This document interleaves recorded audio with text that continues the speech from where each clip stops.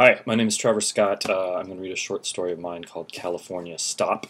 You can get this short story in my book Love Hard, Stories 1989 to 2009, available now. It's published by Rebel Satori Press with their Queer Mojo imprint and available everywhere. So,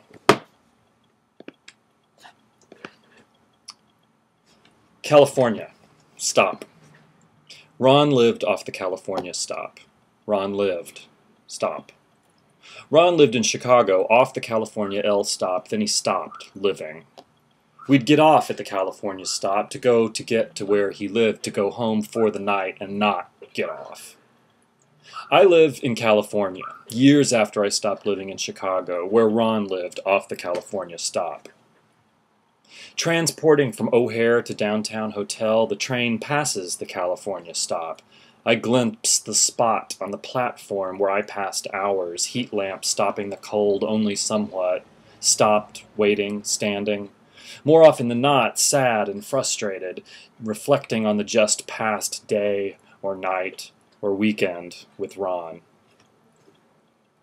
When Ron lived off the California stop, Chicago was less shiny.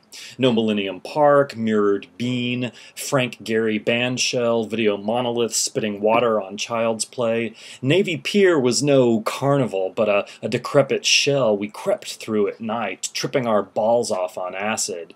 There's a stained glass museum there now. Boys Town, in Ron's day, lacked proud rainbow pylons.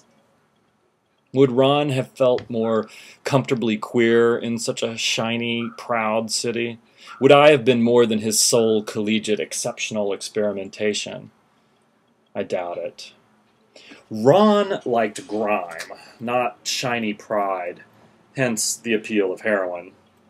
Ron liked the blackened skin crisping off polishes early in the morning, brown mustard and onions dripping down our wrists as we elbowed through the flea market crowds at Maxwell Street, which is gone now, too.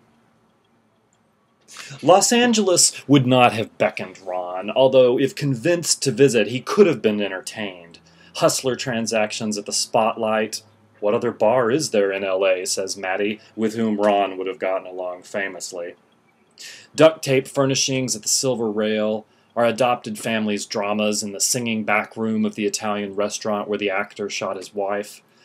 We could have gone to West Hollywood, spitting Chesterfield flecks off of lips, then curling them at titty queens. God, why do gay guys all have that self-conscious look?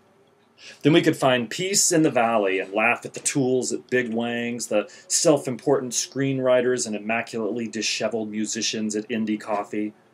Ron would have liked that.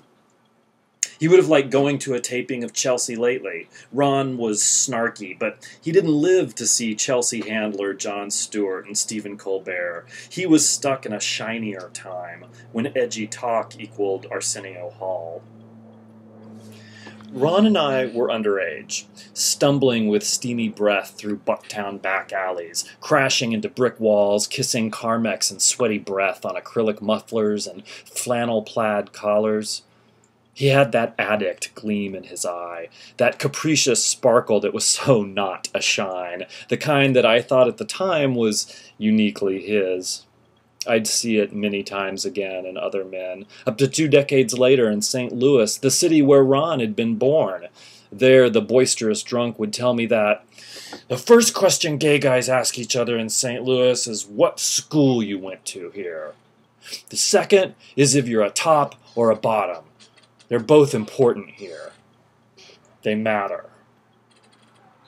But that night, back in a Chicago winter, Ron and I would be swaying at some crosswalk, spinning from 4 a.m. last call after many a buyback, and he'd shoot me that look, that sparkly look, saying, "Hey!" and then darting eyes over to a water tower. I didn't hesitate. We climbed. Not yet legal, but drunk nonetheless. We leaned on the rusty railing, shivering and smiling at the sparkling orange and black city spread out all around us.